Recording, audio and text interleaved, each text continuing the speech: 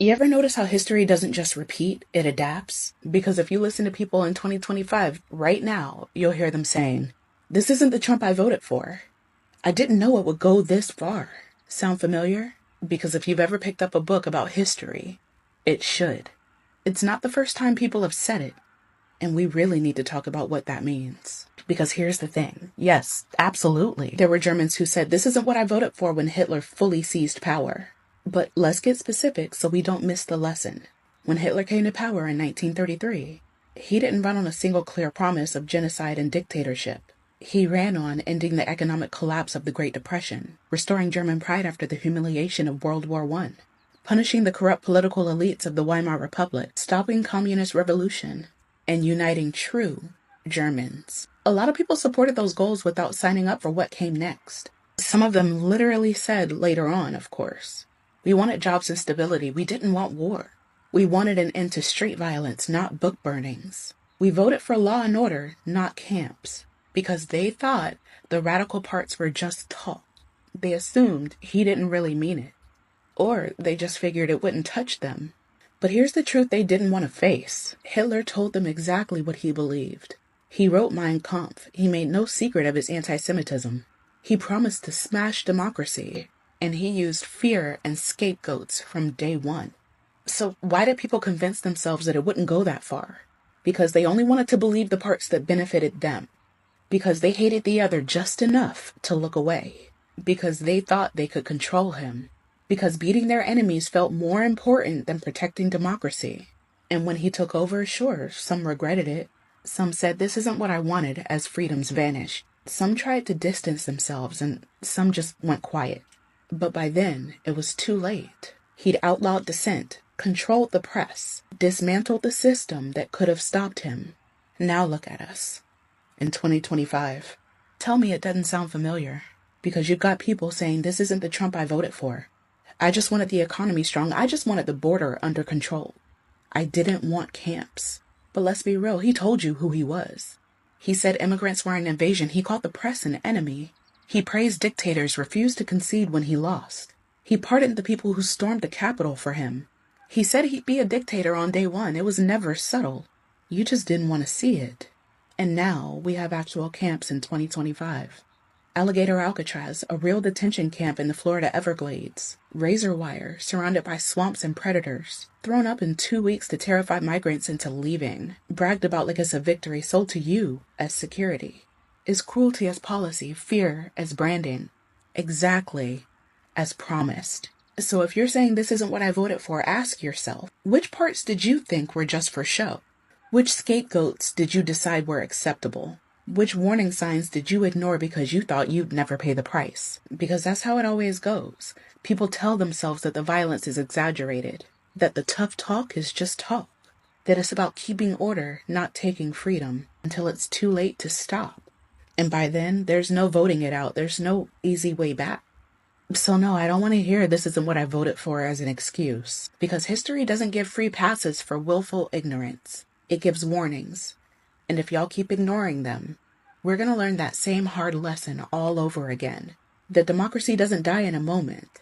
It dies in a bargain. One that says, as long as it benefits me, I'm going to look the other way. Until there's no one left to look, and no freedom left to save.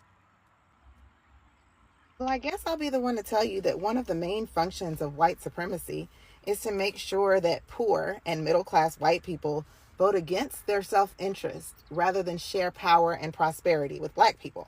Since Black History Month isn't for me, it's for you, I want to let you know that all of these videos claiming that you regret your vote are not the moments of redemption that you think it is. What else other than white supremacy would convince you to vote for a con man in a Klan with no meaningful plan for this country other than racism? It was racism. Since Black History Month isn't for me, it's for you, I think it's a good time to let you know that we don't need to see any of those videos claiming that you regret who you voted for. You knew who you voted for. You knew what he said he was going to do. And you were okay with it, as long as it didn't impact you. One of the more troubling illusions of white supremacy and also proximity to whiteness is that you start to convince yourself that you're exceptional that you are going to be the exception, immune, exempt to any detrimental policies that are implemented in this country.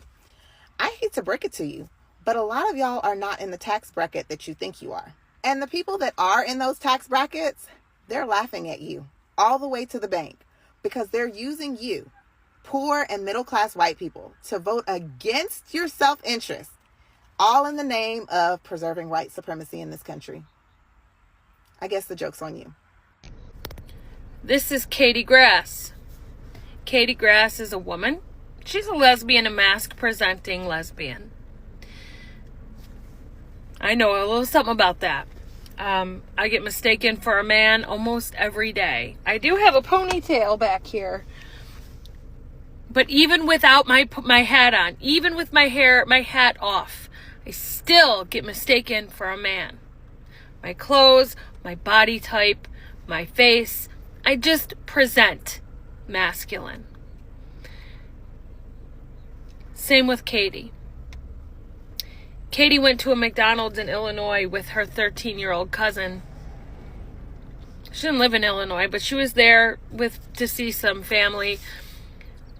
When she was waiting outside the door because the bathroom was occupied, two men started shouting trans slurs at her.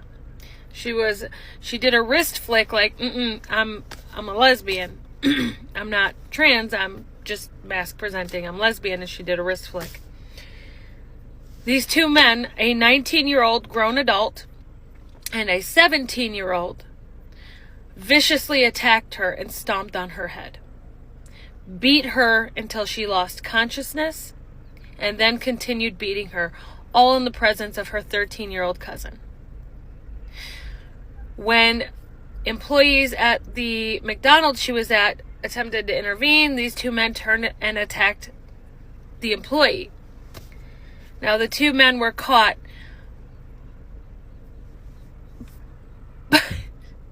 but in true fashion of the fascist government that we live in, they said that they're going to see if they can elevate this to a hate crime. They're not sure. What the fuck do you mean you're not sure? Do you think that Katie would have been attacked under any other circumstances? If she showed up in a push-up bra with long hair and fucking lipstick? No. They attacked her because she's a mask-presenting woman. And in this fucking America, this is what you have created. Katie is alive today, luckily, and will recover, but the mental scars, this is why I fear using public bathrooms. Why I won't even take my own daughter to a public restroom.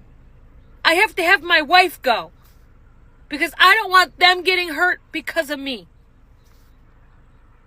Welcome to America, the freest country on earth. To my LGBTQ family, get yourself armed. Get your CPL, and if you live in a state where you don't need to, just get armed. To the BIPOC family, get yourself armed.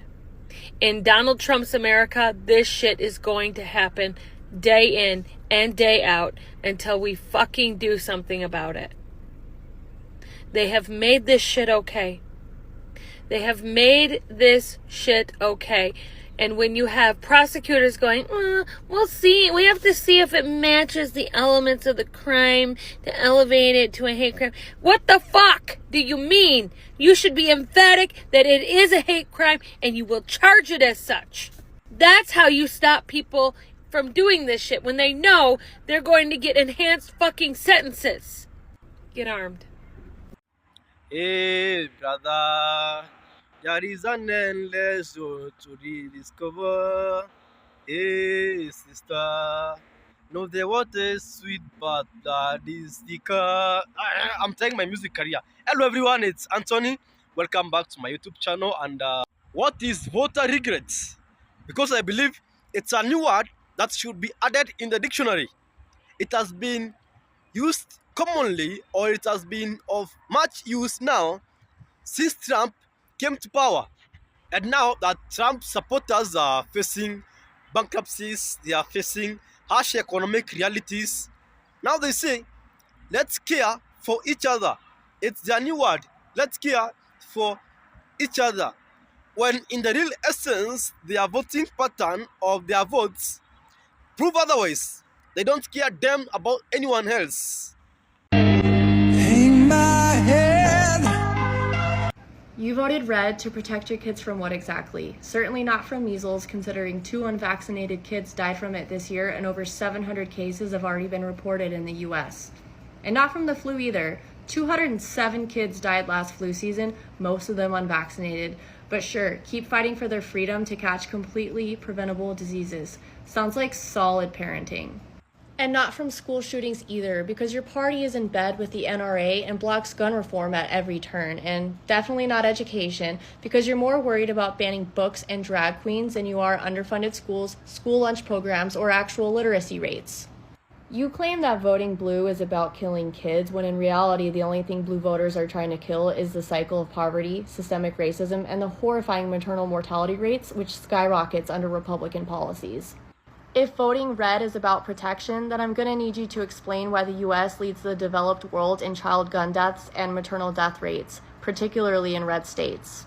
Your party doesn't believe in paid family leave, universal health care, or affordable child care, so what exactly are you protecting besides your ego and conservatives with a history of crimes against children? I have now seen Andrew Schultz, Joe Rogan, and most recently Theo Vaughn say, I didn't vote for this. Man, you did. I know that folks will probably turn the other way when I say this because it's Theo Vaughn and they view him in a certain way. But this is intellectually dishonest. And to say this is basically admitting that you think your audience is stupid. You got shout outs on election night. Dana White applauded you, along with Aiden Ross, along with Joe Rogan. You invited him on your podcast and yucked it up. You have been given access that some would dream of getting. And what really irks me about all of this is the fact that we told you this would happen. There were too many signs that pointed to Donald Trump being the vehicle to Project 2025. When they say they wanted to launch the biggest mass deportation in history, you voted for it. And now Theo Vaughn is thinking that his rich privilege may not protect him because he has family members from Nicaragua. I believe her name is Francesca Ramsey, who says, I never thought the leopards would eat my face. My brother, they are eating your face. They are eating all of our faces. Some of us voluntarily wanted them to eat our faces, and the others fought tooth and nail for it to not happen. I am so sick and tired of all of these comedians saying, I didn't vote for this, I didn't vote for this. Maybe, though, it's on us as a society. Maybe it's on us for putting comedians on this pedestal when, in reality, like I think David Cross and George Carlin and Mark Maron, like, they do hold up a mirror to society, along with many others, of course. But when it comes to being politically savvy, maybe we shouldn't rely on the flagrant crew. Maybe we shouldn't rely on Theo Vaughn to be the mastermind of politics and understanding geopolitics and understanding human rights cases, etc. Maybe it's on us because, after all, they are entertaining us through joke telling, some a lot better than others. Some students of history, others willing to lick the boot to dictators. I'm so sick and tired of people telling me to not let politics run my fucking life. Well, when politics actually are affecting me on a daily basis, then I'm going to have something to fucking say about it. As if COVID was enough for us healthcare workers, that burned us out. Now we're having to deal with the fucking budget cuts and shitty supplies and having no fucking staff. And then we're having to deal with patients who have mental illness and are withdrawing from drugs and alcohol. Today, I literally had a patient who was withdrawing from alcohol who actually threatened me, and I had to call security. That's how bad it is. Workplace violence is number one in healthcare worker jobs. So I have to fear for that every single day of my life. We literally had a patient come to the ER last month with a pew-pew and unalived himself in front of staff and other patients. At what point is enough enough? Like, I'm to the point where I'm so fucking done. I need this job because I need the money. But it's affecting me on a daily basis. I really don't know how much more I can actually take. And what pisses me off the most is I didn't fucking vote for this. I didn't fuck around, so why am I having to find out? This post reads, veterans didn't know they were DEI hires because everyone thinks DEI means black. And this is the same thing that happened with affirmative action, because white women benefited the most from affirmative action, but got mad because they thought that people of color, black people, were getting admitted to college in place of them and didn't deserve to be. And the reason that the propaganda around affirmative action and diversity, equity, inclusion has worked this way is because of racism. And at a certain point, you have to realize that a lot of these people are grown adults who have the ability to look stuff up. Most of these veterans who do vote, most of these people getting into colleges who do vote, have the ability to look up what these actually are instead of listening to a charismatic man on a stage tell them what it means. And again, the reason that the propaganda works is because of the racism. Trump, the Democrats got you messed up. They want you to send $200 billion to undocumented illegal immigrants so they can have access to free health care. While some Americans don't even have health care. Veterans out here are homeless, and some Americans don't even know how they're going to pay their bills. Now let's make America great again. Guys, this is why education is super important. Undocumented immigrants pay billions in taxes every single year. They contribute to this country even without getting full benefits back. Meanwhile, Trump sent $20 billion to Argentina, and they don't even pay U.S. taxes. And on top of that, Republicans raised the debt ceiling by $4 trillion just to give billionaires massive tax cuts. That's real money that the U.S. government could have used to help real people and not the ultra-rich. Democrats are trying to restore Medicaid and marketplace access to where they were earlier this summer. That means more Americans and some lawful immigrants could qualify for health care. Republicans took that away with their so-called Big Beautiful Bill. They care more about billionaires than working class Americans, and those are just facts. So please do your research. Don't just listen to sound bites or social media posts or Fox News, whatever you're looking at. Just do your research, and you'll see where you're wrong. Hang my head. You voted red to protect your kids from what exactly? Certainly not from measles, considering 2 unvaccinated kids died from it this year and over 700 cases have already been reported in the US. And not from the flu either. 207 kids died last flu season, most of them unvaccinated. But sure, keep fighting for their freedom to catch completely preventable diseases. Sounds like solid parenting. And not from school shootings either, because your party is in bed with the NRA and blocks gun reform at every turn. And definitely not education, because you're more worried about banning books and drag queens than you are underfunded schools, school lunch programs, or actual literacy rates. You claim that voting blue is about killing kids, when in reality the only thing blue voters are trying to kill is the cycle of poverty, systemic racism, and the horrifying maternal mortality rates, which skyrockets under Republican policies. If voting red is about protection, then I'm going to need you to explain why the U.S. leads the developed world in child gun deaths and maternal death rates, particularly in red states. Your party doesn't believe in paid family leave, universal health care, or affordable child care, so what exactly are you protecting besides your ego and conservatives with a history of crimes against children? Listen, no one cares that this isn't what you voted for. This is what you voted for. You had the chance, the same as the rest of us, to read the 900+ page manual that outlined everything that's happening right now.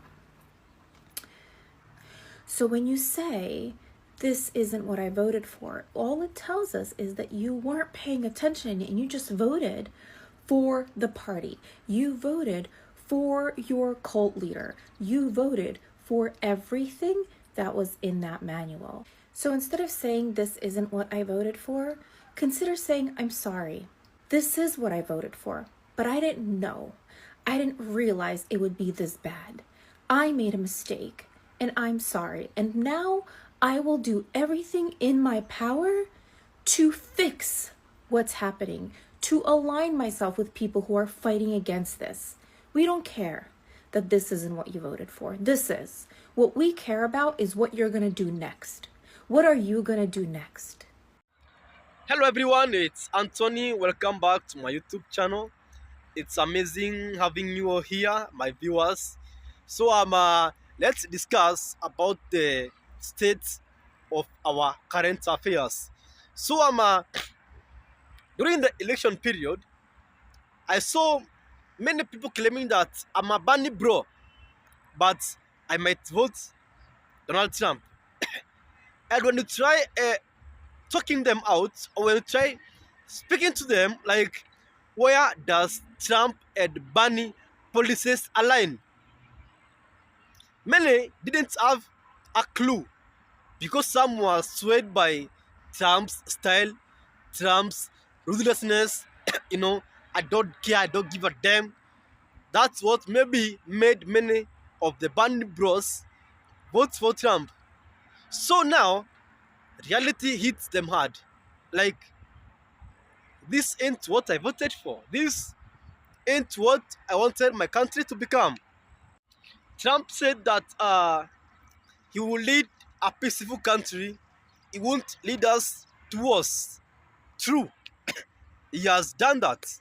He is not leading us to any wars, but he is conducting a war inside the United States soil. Trump said that he will never touch Medicaid or Medicare. He has done the opposite of that. And the question I usually ask myself, why do we gamble with our votes? Why do we bet with our votes? You can bet with money, you can bet with anything, but votes. If there is someone, or if there is a person who can decide your future, is the president. A president's policy, although or maybe or however farther it might be from you, can influence or can change your life completely. True, a president. So whenever you are voting, you are making a major financial decision, a major health decision, a lifelong decision, as in it's everything in your life put together. Now you are making decision about everything in a blitz. So whenever I see people gambling with their votes, it makes me mad. Do your research. An history of Trump is laid bare for everyone to see. A conman, a scammer, someone went bankrupt 6 times, a Russian asset, name them, a bully, an Epstein friend. What more evidence do you need to see? Trump hides behind religion. Pull him out. He used to sell Bibles to make a living. Trump will make our lives easier because maybe he's against the system. Trump is the system. Trump used to fund elections when he was a businessman. That's what Trump used to do. So when you say Trump is against the system, it's false because Trump is the system. So open your eyes. See, the deception is bare. So make wise decisions in the midterms, in the future elections which are coming. An election is very important. Your vote is one of the greatest assets you possess. So guys, friends, until the next video, thank you for your attention to this matter.